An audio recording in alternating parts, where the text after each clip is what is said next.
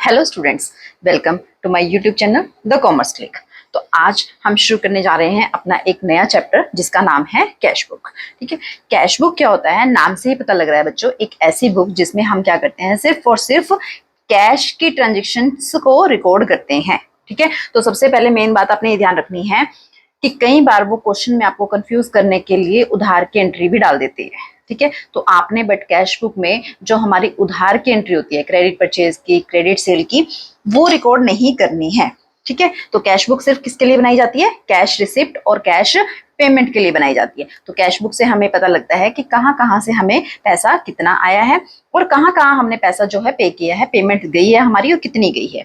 Clear है। General के हमने इंट्रोडक्शन में भी देखा था कि हमारे पास कुछ जो छोटे बिजनेस होते हैं वो क्या करते हैं, वो सारी ट्रांजेक्शन को एक ही जगह, डेट इज कॉल्ड जर्नल, उसमें रिकॉर्ड करते हैं। ठीक है, बट जैसे जैसे बिजनेस का जो साइज है वो ग्रो करता जाता है, बिजनेस बड़ा होता जाता है, तो उसमें से कुछ ट्रांजेक्शन हम किस में लिखते हैं, कैश बुक में।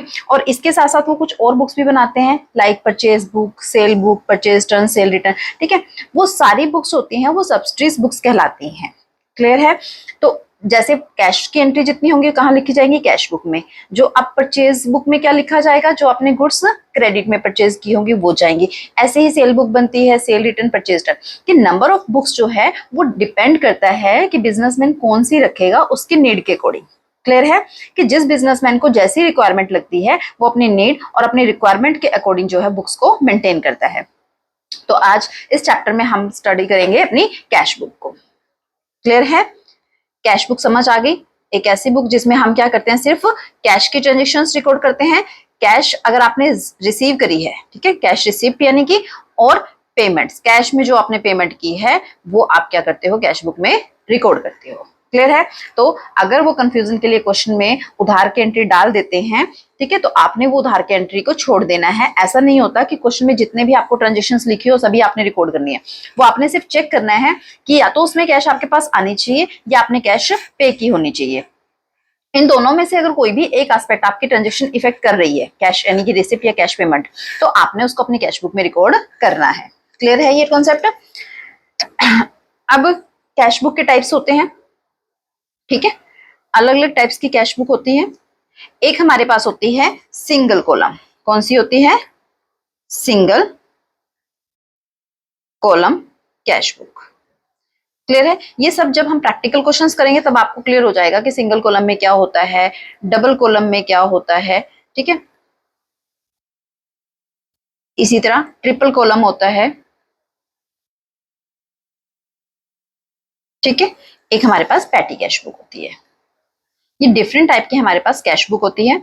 अब इन तीनों में से बिजनेसमैन अपनी नीड के अकॉर्डिंग कुछ भी रख सकता है। सिंगल कॉलम कैश बुक भी मेंटेन कर सकता है बिजनेस में, डबल कॉलम भी कर सकता है, ट्रिपल कॉलम भी कर सकता है, इनमें से कोई सी भी एक। और पैटी कैश क्या होती है, जब हम छोटे छोटे एक्सपेंसेस के लिए क्या करते हैं, कैश बुक अलग मेंटेन करते हैं। क्योंकि अगर हमने छोटे छोटे एक्सपेंस भी अपनी मेन बुक में लिखना स्टार्ट कर दिया तो ये अननेसेसरी बहुत ज्यादा लेंथी हो जाएंगी। ठीक है, इसलिए हम क्या करते हैं, छोटे छोटे जो एक्सपेंस होते हैं उनके लिए हम अलग क्या करते हैं, पैटी कैश बुक बना लेते हैं।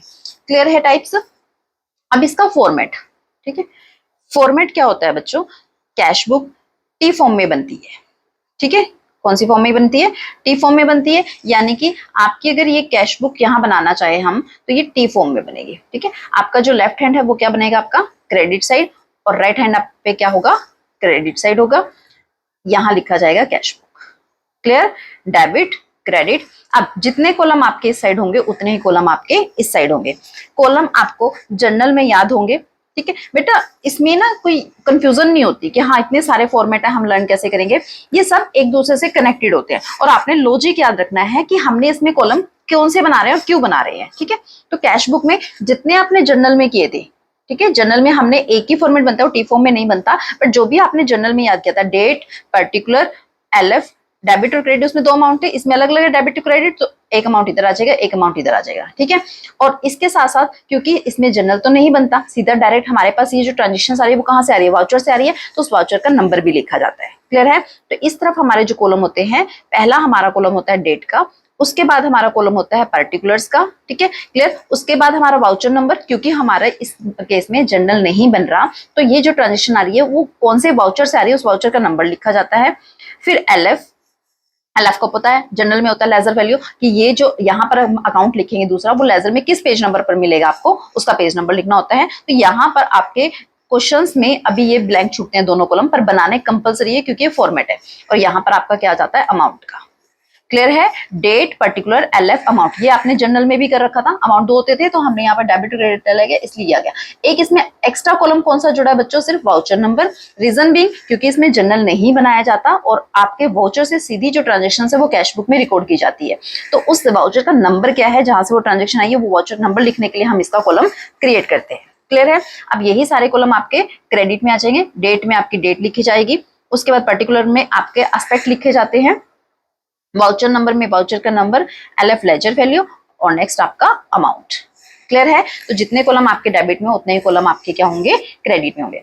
अब याद रखना बच्चों, जो डेबिट साइड होती है कैश बुक की, वो आपकी रिसिप्ट साइड होती है। कौन सी होती है, रिसिप्ट। यानी कि जब भी आपको पैसा आएगा, बस आपने ट्रांजेक्शन्स पढ़नी है और ये चेक करना है कि क्या पैसा आया है। अगर आया है तो आपने इधर लिख देना है, और अगर आपने दिया है, पेमेंट की है, तो आपने इधर लिख देना है। और यहाँ पर्टिकुलर में आपने वर्ड यूज करना है टू, और इस साइड आपने पर्टिकुलर में वर्ड यूज करना है बाय। इतना कंसेप्ट क्लियर हुआ। डेबिट साइड आपकी रिसिप्ट साइड है, क्रेडिट साइड आपकी पेमेंट साइड है। इस साइड आपने वर्ड यूज करना है टू, और इस साइड आपने वर्ड यूज करना है बाय। ठीक है, आपने ट्रांजेक्शन पढ़नी है और ये चेक करना है क्या पेमेंट आई है हमारे पास या हमने पेमेंट दी है। अगर आपके पास कैश आई है, आपने कैश रिसिप्ट किए, टू में लिखिए और उस एस्पेक्ट का नाम लिखिए जहां से आई है। कैश नहीं लिखना बेटा, कैश बुक के अंदर कभी भी आपने यहाँ पे टू कैश और बाय कैश नहीं लिखना। ठीक है, सिंगल कॉलम की भी बात चल रही है, डबल कॉलम जब कराऊंगी उसमें समझाऊंगी कि सिंगल कॉलम कैश बुक, क्योंकि इसमें कैश का क्या, देखो एक ही अमाउंट है ना कैश का, अमाउंट का, तो इसलिए इसको बोलते हैं सिंगल कॉलम कैश बुक। तो इसमें आपने चेक करना है कि कैश कहाँ से आई है। तो हमने सेल करी है तो पैसा आया है सेल करने पे, अगर कैश सेल्स करी है तो सेल करने से पैसा आएगा, तो पैसा आएगा टू में लिखा जाएगा। यहाँ क्या लिख देंगे, टू सेल्स, अमाउंट के कॉलम में अमाउंट आ जाएगा।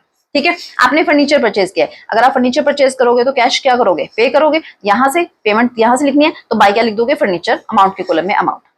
क्लियर है, अगर आपके पास पैसा आया है तो आपने टू में लिखना है यानी कि डेबिट साइड में। अगर आपने पेमेंट दी है किसी को, आपके पैसा गया है, तो आपने बाय में लिखना है और उस एस्पेक्ट का नाम आपने लिख देना है जिस अकाउंट में पैसा आपने पे किया है या जिस अकाउंट से पैसा आपके पास आया है। क्लियर है ये फॉर्मेट आपको। तो ये छोटी सी बेसिक्स नॉलेज थी आपके लिए कि जो आपको क्वेश्चन स्टार्ट करने से पहले पता होना चाहिए। क्लियर है, अब इसका एक कोई बेनिफिट बता सकते हैं, सोच के देखना अपने माइंड में बच्चों कि हमें कैश बुक बनाने का क्या बेनिफिट होता है।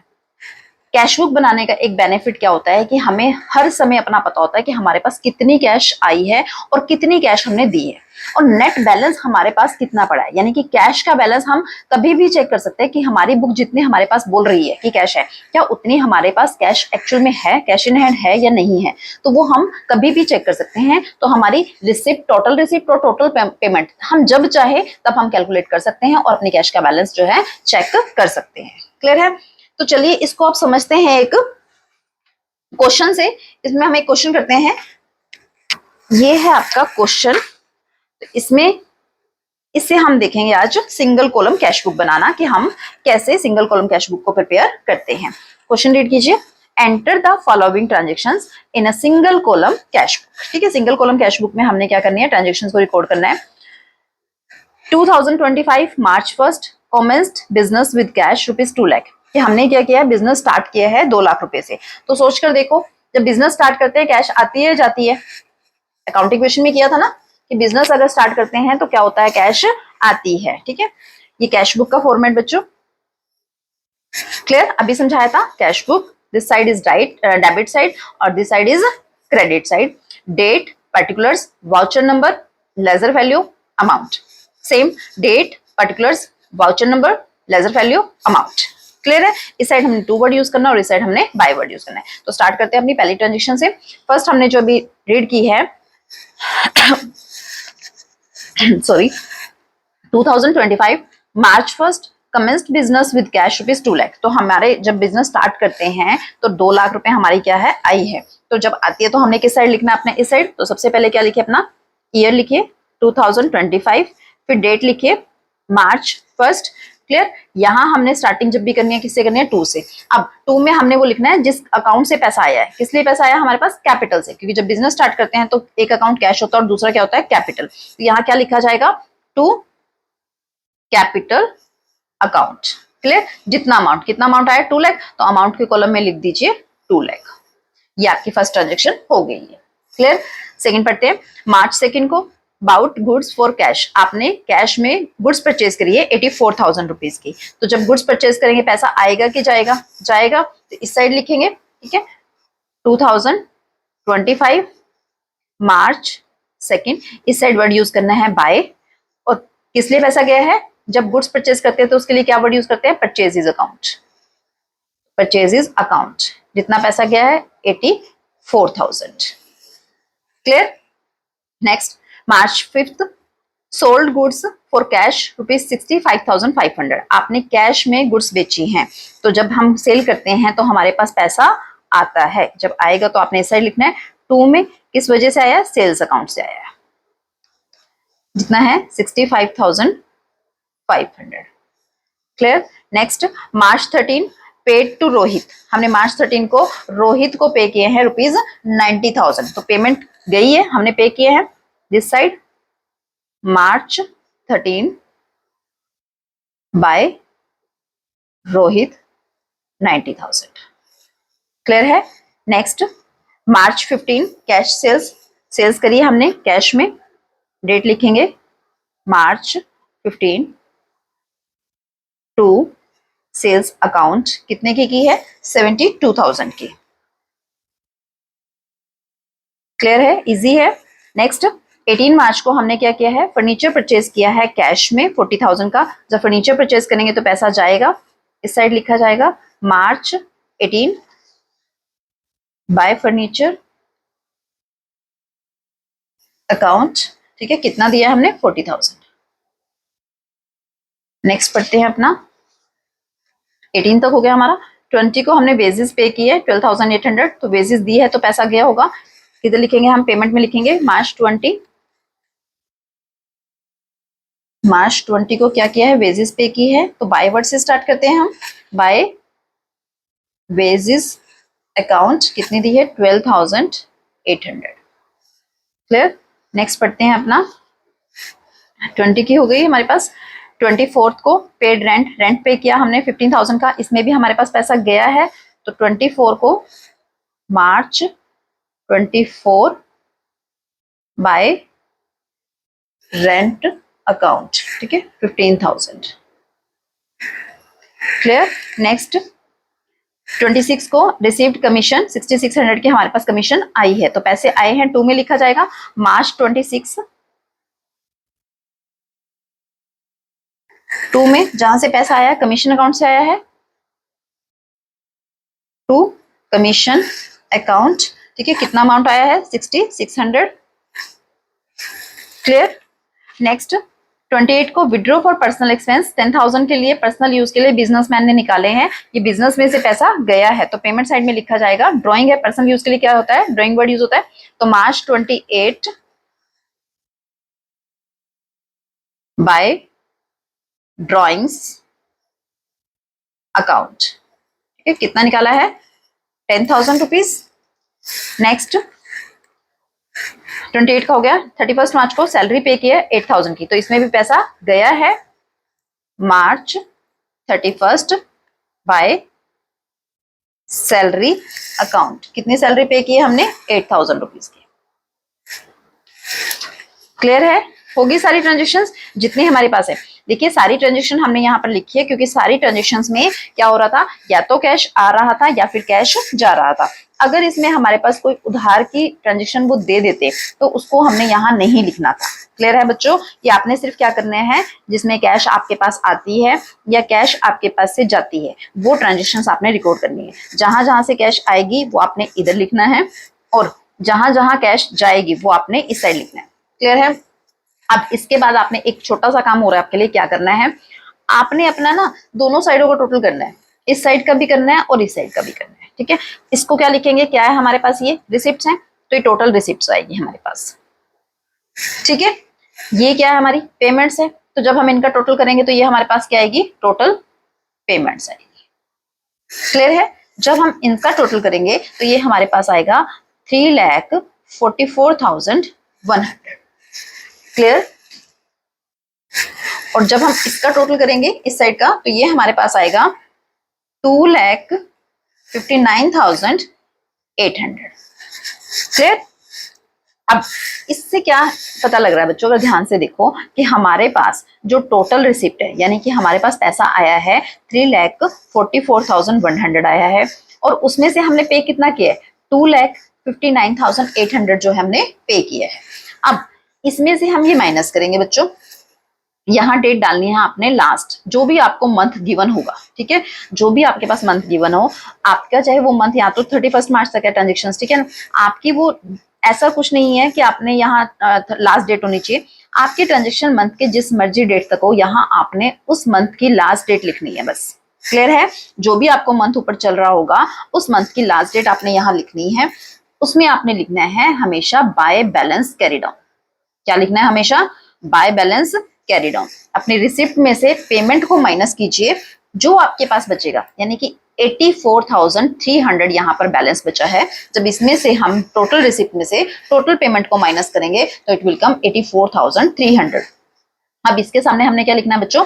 Bye balance carry down. Date समझ आ गई है? क्या करना है डेट में? जो भी आपको मंथ यहाँ ऊपर चल रहा है उस मंथ की लास्ट डेट पर आपने लिखना है बाय बैलेंस कैरी डाउन। और अमाउंट कैसे निकलेगा आपका? टोटल रिसिप्ट में से टोटल पेमेंट को माइनस कर दीजिए तो वो आपका क्या आ जाएगा? बैलेंस। ठीक है, अब लास्ट में क्या करिए, अपना दोनों साइडों का टोटल इक्वल हो जाएगा। ठीक है ना, ये भी आपका 3,44,100, और जब इनका टोटल करेंगे, क्योंकि इसमें से माइनस करके लिखा है, तो जब इनका टोटल करेंगे तो ये भी कितना आएगा? 3,44,100। क्लियर है? इतना समझ में आ गया क्या किया? जितनी हमारी रिसिप्ट थी हमने लिखी, टोटल रिसिप्ट की, पेमेंट हमने लिखी, टोटल पेमेंट्स की हमने, उसके बाद रिसिप्ट में से पेमेंट माइनस करने के बाद जो हमारे पास बचा वो हमने इधर लिखा और उसको लिख दिया हमने बैलेंस कैरी डाउन। और डेट कौन सी है? मंथ की लास्ट डेट। अब क्या करना है, इससे अगला जो महीना होगा, जैसे हमने यहाँ क्या लिखा है? मार्च लिखा है ना, तो अगला महीना कौन सा होगा? अप्रैल का होगा। क्लियर है? अगर यहाँ मई होता तो मई का अगला महीना कौन सा होता? जून। तो यहाँ क्या आता? जून आता। क्लियर है? तो जो भी आपको यहाँ महीना है उसे नेक्स्ट मंथ की 1 तारीख को कौन सी डेट लिखनी है? यहाँ जब बैलेंस कैरी डाउन जो आपने माइनस करके निकाला बच्चों, उसको कैरी डाउन बोलना है, और वो मंथ की लास्ट डेट को। अब अगले महीने की 1 डेट को इस साइड क्या वर्ड यूज होता है बच्चों? टू। ये याद रखना, इस हमेशा इस तरफ बाय वर्ड यूज करना है, इस तरफ टू यूज करना है। टू, ये जो है बैलेंस कैरी डाउन है, इसको अगले महीने में बोला जाता है बैलेंस ब्रोड डाउन। क्या बोला जाता है? To balance brought down. जितना अमाउंट आपने यहां लिखा है 84,300। क्लियर है? ये आपका क्वेश्चन अब कंप्लीट हो चुका है। समझ आया कि क्या करना है? हमने जो बैलेंस कैरी डाउन किया था, यानी कि 31 मार्च को हमारे पास कितना बैलेंस पड़ा है कैश का? 84,300। और अगला महीना जब शुरू होगा 1 अप्रैल को, तो हमारे पास पिछले महीने से कितनी कैश फॉरवर्ड हुई है? 84,300 की कैश जो है हमारे पास पीछे से आई है, पिछले महीने से हमारे पास बैलेंस ब्रोड डाउन हुआ है। क्लियर है? एक बार दोबारा से recall. Cash book debit side आपकी रिसिप्ट साइड होती है, क्रेडिट साइड आपकी पेमेंट साइड होती है। इस साइड हमेशा टू वर्ड यूज करना है, इस साइड हमेशा बाय वर्ड यूज करना है। जहां से पैसा आ रहा है, बिजनेस स्टार्ट किया, कैपिटल से पैसा आया तो कैपिटल लिख दिया, सेल से पैसा आया सेल लिख दिया, कमीशन से पैसा आया कमीशन लिख दिया। ठीक है, जहां जहां से पैसा आएगा टू में लिखना है, जहां जहां आपने पैसा पे किया है वो आपने बाय में लिखना है।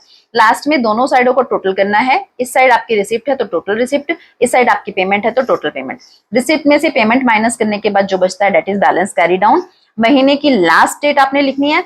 अगली बार पहले टोटल करके खत्म कर दो ये मंथ, फिर उसके बाद अगला मंथ स्टार्ट करना है 1 तारीख को। और ये जो बैलेंस कैरी डाउन था हमने ये क्या करना है? बैलेंस ब्रोड डाउन करना है 84,300। क्लियर है? अब इसमें हमेशा याद रखना बच्चों, कैश बुक का जो बैलेंस है, ठीक है, ये वाला बैलेंस बोलता है, ये कौन सा साइड है? Debit side. तो कैश बुक का जो बैलेंस आता है हमेशा क्या बचता है? डेबिट बैलेंस बचता है। ठीक है, ये इस बैलेंस को बोला जाता है, इस बैलेंस को नहीं बोलते हैं। जब भी हम किसी भी अकाउंट का आगे लेजर भी जब करेंगे तो हम अकाउंट का जब बैलेंस बोलेंगे तो कैरी डाउन वाला बैलेंस नहीं बोलता बच्चों, जो ब्रोड डाउन वाला बैलेंस होता है वो बोला जाता है। तो कैश बुक का डेबिट बैलेंस है क्या है? 84,300। तो कैश बुक का हमेशा आपके पास क्या रहेगा? डेबिट बैलेंस मिलेगा आपको, या कई बार ये जीरो भी हो सकता है। जीरो किस केस में होगा? जब आपकी रिसिप्ट और आपकी पेमेंट इक्वल हो जाए, तो उस केस में कोई भी बैलेंस नहीं होगा आपके पास। तो कैश बुक का डेबिट बैलेंस भी हो सकता है, कैश बुक का जीरो बैलेंस भी हो सकता है किसी कंडीशंस में। बट किसी भी हालत में कैश बुक का जो बैलेंस है वो क्रेडिट नहीं हो सकता, यानी कि आपका ये जो बैलेंस कैरी डाउन वाला है वो इस साइड बचे, ऐसा नहीं हो सकता। या एमसीक्यूज में पूछ लिए जाते हैं, ट्रू फॉल्स में पूछ लिए जाते हैं। इसलिए छोटी छोटी जो बातें होती हैं बच्चे ध्यान से सुनते हैं कि क्या बोला जा रहा है। कि कैश बुक का बैलेंस जो होता है वो कौन सा होता है? डेबिट होता है, या फिर जीरो भी हो सकता है। क्लियर है? नील हो सकता है कैश बुक का बैलेंस, रिसिप्ट और पेमेंट इक्वल हो जाए। बट किसी भी कंडीशन में कैश बुक का जो बैलेंस है, ठीक है, अभी सिंगल कॉलम की बात चल रही है, इसमें एक्सप्लेन कर रही हूँ कि कैश बुक का जो बैलेंस है वो क्रेडिट नहीं हो सकता, यानी कि ऐसा नहीं हो सकता कि आपकी पेमेंट जो है आपकी रिसिप्ट से ज्यादा हो जाए। क्लियर है? तो ये आपका आज का क्वेश्चन था। होप आपको अच्छे से समझ आ गया होगा, इसमें जो कॉन्सेप्ट मैंने आपको क्लियर करने की कोशिश की है वो आपको क्लियर हो गए होंगे। तो मिलते हैं अपनी नेक्स्ट वीडियो में। Thank you so much.